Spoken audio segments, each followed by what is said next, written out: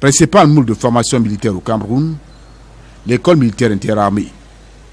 Créée à l'aube de l'indépendance, elle est placée depuis mars 2015 sous le commandement du colonel Bengono.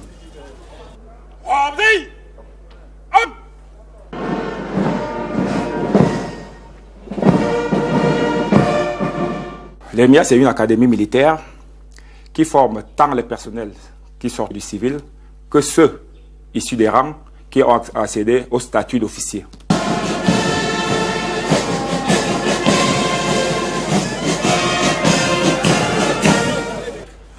En plus d'un demi-siècle d'existence, l'EMIA voit se succéder à la tête de l'institution 21 officiers, dont 12 Français et 9 Camerounais. J'ai été le tout premier officier camerounais à diriger la formation, au temps où les Blancs dirigeaient, les Français dirigeaient l'école. Le premier commandant de l'école a été le colonel Etondé. Et lorsque le chef de l'État actuel, le président, avait décidé de camerouniser un certain nombre de grandes écoles, dont l'ENAM, Polytechnique et l'EMIA, il m'a donc nommé, il m'a fait cet honneur d'être le premier commandant de l'école militaire interarmes en 1986. Et quelque temps avant, j'avais été nommé colonel par lui. S'acquittant des missions d'une formation d'excellence, l'école militaire interarmée de Yaoundé s'adapte aux contingences du temps en s'inscrivant à l'aune d'un contexte géostratégique régional et sous-régional.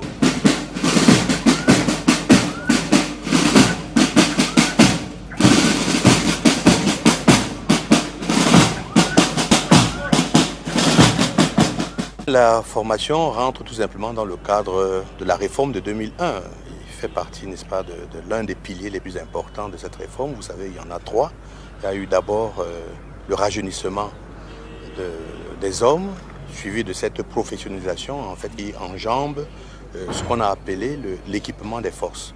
Eh bien, la formation trouve une place extrêmement importante, surtout dans un monde qui, sur le plan géostratégique, est extrêmement volatile.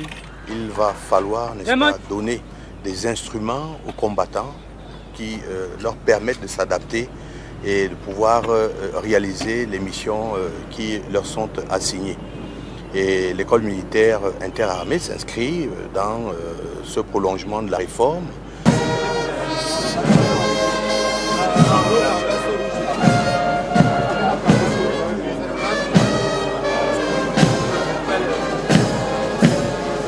Le militaire aujourd'hui ne devrait plus rester dans un vase clos. Il devrait être capable de pouvoir s'exporter et de pouvoir répondre également à l'exigence de transparence qu'impose aujourd'hui le monde globalisé. Nourrie par une refonte permanente du contenu des programmes, la formation militaire à l'EMIA obéit au double souci de la formation initiale et du perfectionnement à travers 4 filières, dont les apprenants sont admis par voie d'un concours rigoureusement sélectif.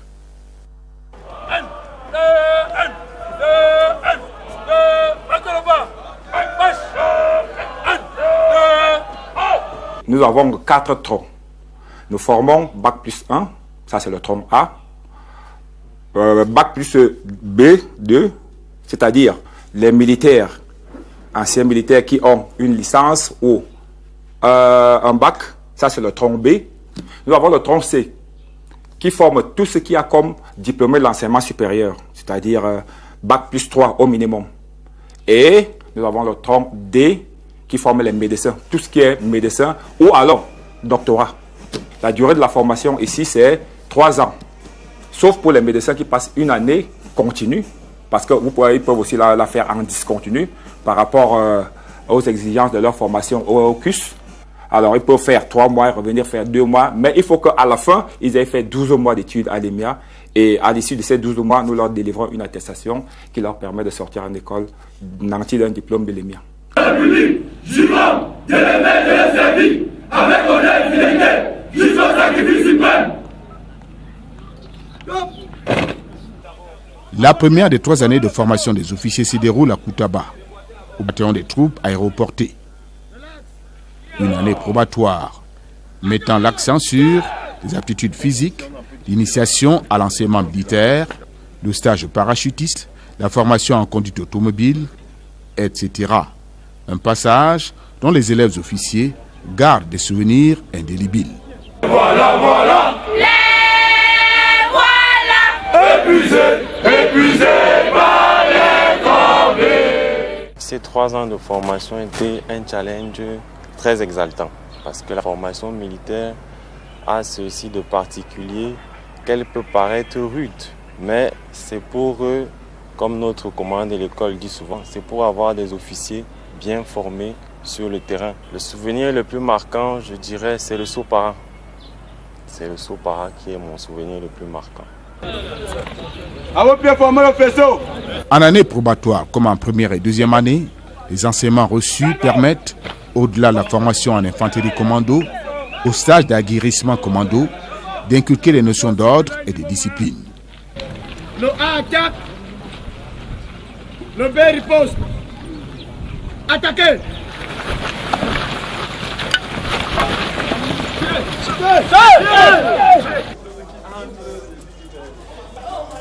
À l'EMIA, on semble vous réapprendre la vie, même à aller manger au réfectoire.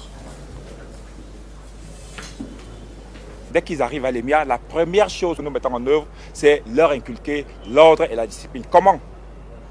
Nous commencerons d'abord par ramener toutes les volontés au niveau 0.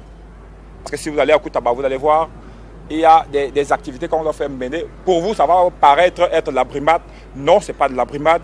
C'est tout ça concourt à faire admettre à l'apprenant de savoir accepter d'être commandé. Ça commence comme ça. Avant de commander, il faut savoir accepter d'être commandé. Parce que la discipline en elle-même, c'est elle qui fait la force des armées.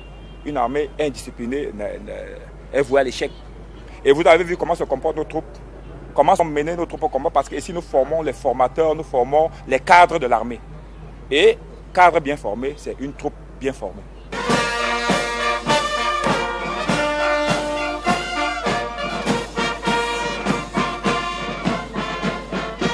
Chef des armées, le président de la République, Paul Biya, rappelle à Koutaba le rôle d'avant-garde sécuritaire de nos forces de défense, dont l'EMIA est le reflet. L'armée représente un symbole vivant. Tous les Camerounais doivent se reconnaître en elle.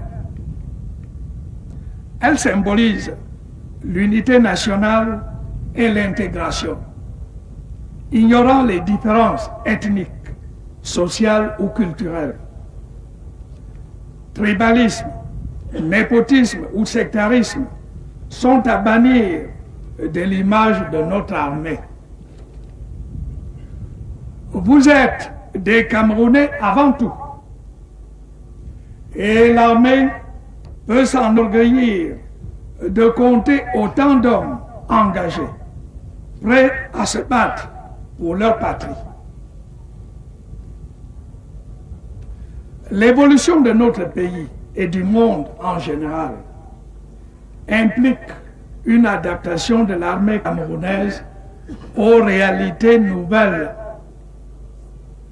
L'art de la guerre et ses technologies très avancées deviennent de plus en plus complexes. Votre instruction et votre formation doivent en tenir compte.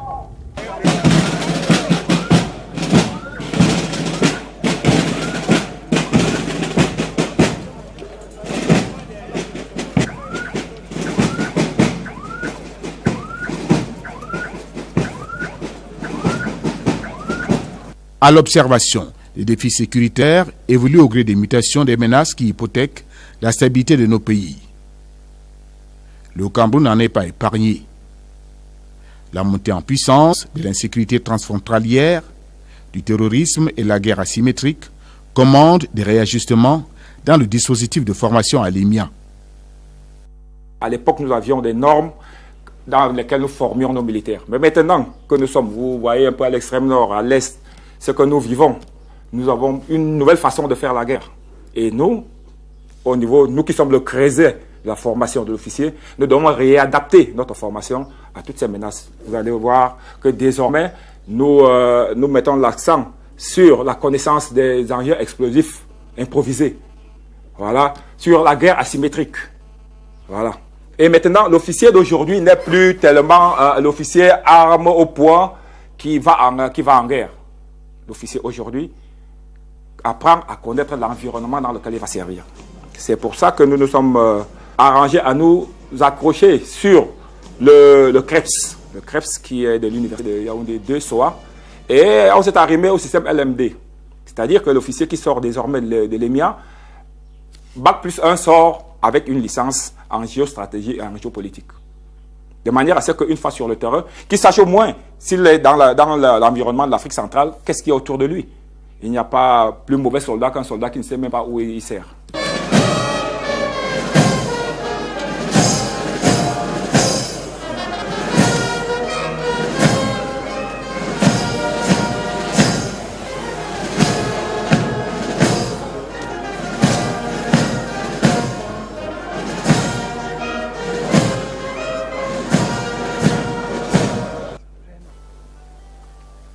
Composée au départ de 213 élèves officiers, la 35e promotion de l'EMIA compte à la fin 183 jeunes officiers, dont 6 de nationalité gabonaise et 1 de nationalité malienne. Près de 30% sont de sexe féminin. Mais à l'EMIA, croit-on savoir, la formation militaire ne connaît pas de sexe. Aspirant de la 35e promotion, paix et émergence. À genoux. Pour moi, c'est un très grand honneur. C'est un grand honneur d'avoir été major de cette promotion et une fierté de faire partie de la promotion Paix et Émergence. Et c'est vrai que je suis une femme, mais je ne me sens pas femme maintenant là. Je me sens comme un officier de l'armée camerounaise. Donc, je suis avant tout un officier de l'armée camerounaise, avant toute autre chose. La garde présidentielle, la gendarmerie nationale, l'armée de terre, les liens même, l'armée de l'air, la marine. Ouvert à tous, le gymnase, format de jeunes officiers, a une formule bien à la mode ici, le combat corps à corps. Ici, c'est la salle de Krav Maga. Il y a le combat corps à corps, l'entraînement de lutte, uniquement pour les élèves officiers et pour tout le reste des armées. Soigne là, tout. Le corps, ça travaille.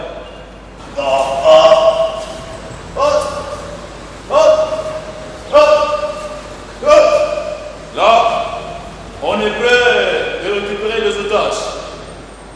Lorsque l'hélico arrive, on est disponible, prêt de descendre. On descend, on détend, ou on dépose. Ok.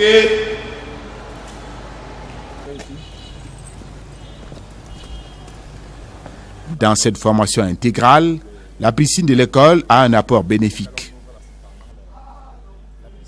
Si on vous donne la mission pour aller en mer, peut-être vous voulez voyager et vous arrivez peut-être bloqué en l'air et on vous largue peut-être à la piscine, en mer et vous n'arrivez pas à s'en sortir, c'est pas bien. C'est pour ça qu'on apprend à un officier la piscine et la nage.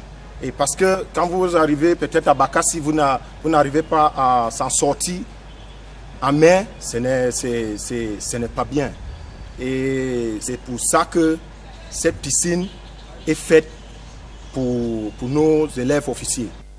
Comme l'armée camerounaise, fidèle miroir de la nation avec qui elle fait symbiose, l'école militaire interarmée EMIA entend œuvrer à l'édification des citoyens bilingues, d'où l'accent mis à la formation bilingue dans ce laboratoire de langue grâce aux apprentissages du capitaine Achou.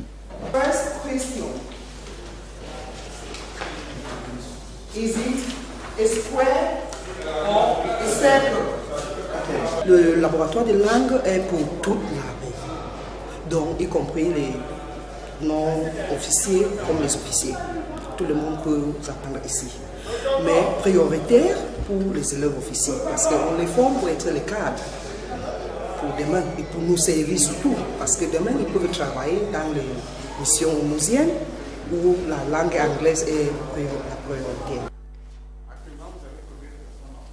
Tout à côté, l'initiation à la langue allemande. Nous avons pour vocation de former des militaires camerounais qui sont désignés à effectuer des stages de longue durée en Allemagne. Nous les formons pendant 5 mois de façon intensive. Pendant 5 mois, nous faisons cours chaque jour de lundi à vendredi, de 8h à 13h. Et au terme de la formation, ils sont évalués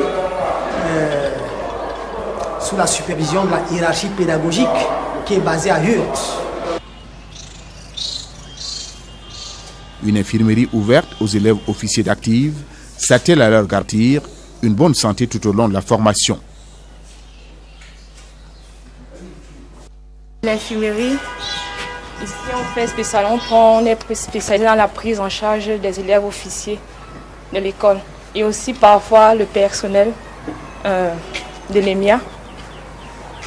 C'est vrai que l'infirmerie est aussi un peu ouverte au public, mais du fait de son accessibilité, ils ne viennent pas tout le temps. Mais si on essaie de prendre en charge les maladies qui se répètent, les petites pathologies, et quand ça ne va pas, on les réfère à l'hôpital militaire. Pétris d'une formation s'intégrant harmonieusement dans le système LMD, les jeunes officiers frais et menus de l'EMIA mettent un point d'honneur à la préparation minutieuse de la cérémonie de triomphe.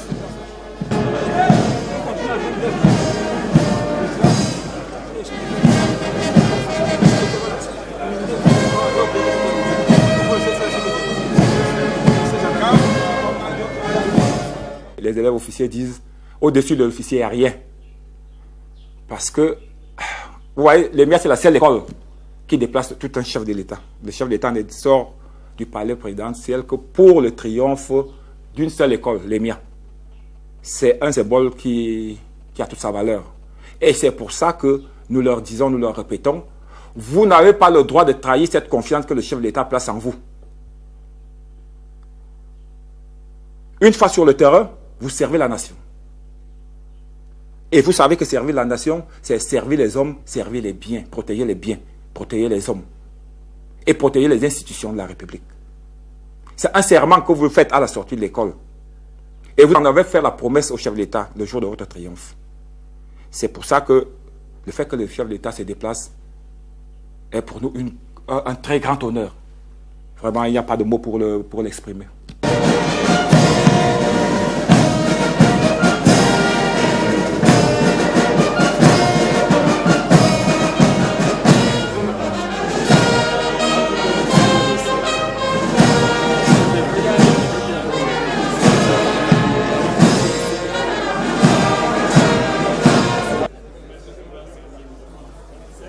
Un cérémonial bien huilé, réglé comme sur papier en musique, autour d'un emblème, le drapeau de la République, à qui l'aspirant voue un respect sacré.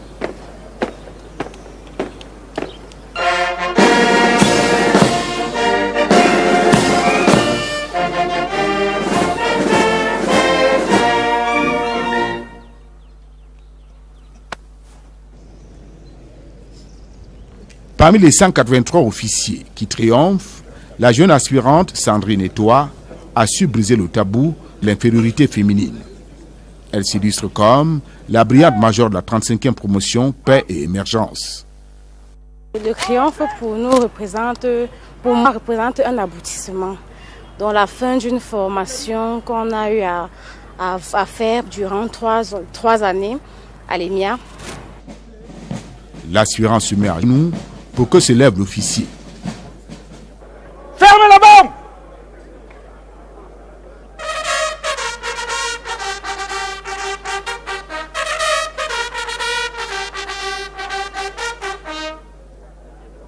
Officier de la 35e promotion, Paix et Émergence, debout!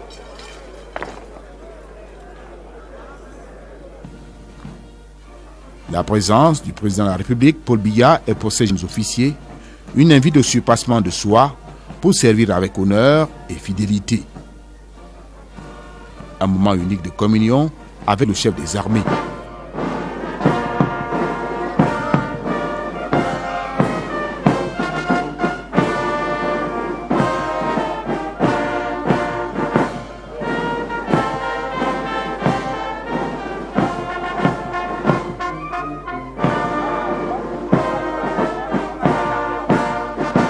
Pour être formé officier, il y a beaucoup d'obstacles, divers obstacles.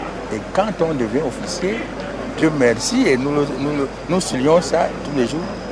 Devant qui? Devant le chef des armées, que c'est lui-même qui préside et qui vous met les épaulettes. Vous ne pouvez pas imaginer. Le soldat que je suis doit se vanter. Ils disent que oui, il n'y a pas un autre métier au Cameroun où le chef d'État il donne les galons comme ça.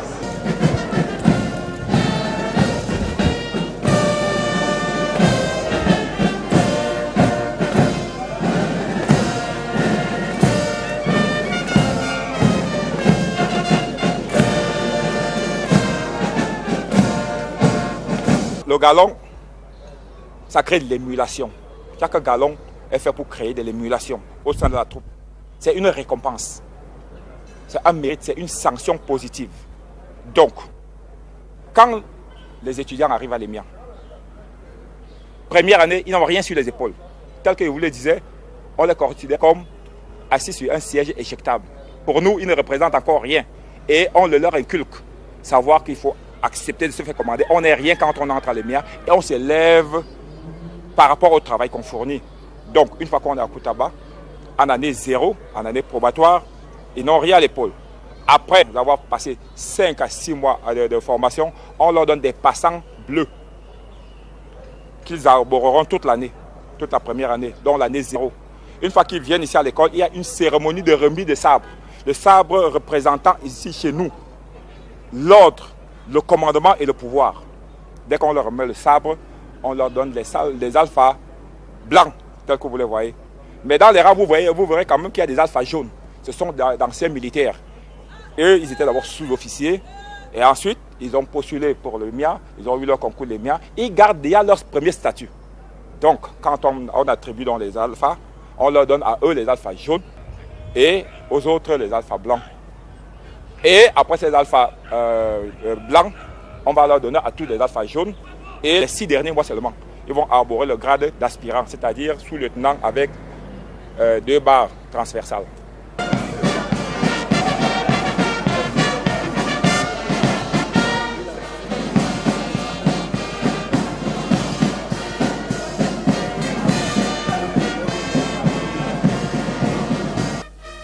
Depuis son accession à la magistrature suprême, le président Biya a gardé intact ce symbole. L'État, dans la mesure de ses moyens, n'épargnera aucun effort pour doter l'armée des moyens nécessaires à l'accomplissement de ses tâches fondamentales. En échange, discipline, participation et engagement doivent être vos seules motivations. Mais se battre pour son pays peut se faire pacifiquement. Notre armée n'a rien de comparable à une machine de guerre avide de combat et aveugle dans ses interventions. Elle est un instrument de paix, tant à l'extérieur qu'à l'intérieur du Cameroun. Son rôle essentiel est de prévenir toute atteinte à la souveraineté, à l'intégrité et à la stabilité de notre pays. Le Cameroun est un État fondamentalement pacifique. Son seul combat, œuvrer en Afrique et dans le monde en faveur de la paix, des relations de bon voisinage et de la coopération entre les peuples. Vous faites partie intégrante de la société. Et vous travaillez aussi, jour après jour, à l'avenir du Cameroun. L'armée camerounaise n'est pas un monde à part, coupé du reste de la nation. Votre mission est à la fois de défendre la sécurité du territoire et de vous montrer solidaire de tous les citoyens dans leurs efforts pour lutter contre la crise qui nous défie. Pour cela, chaque militaire doit être conscient de son obligation d'être un citoyen actif, bâtisseur de la paix et partisan convaincu de l'intérêt général.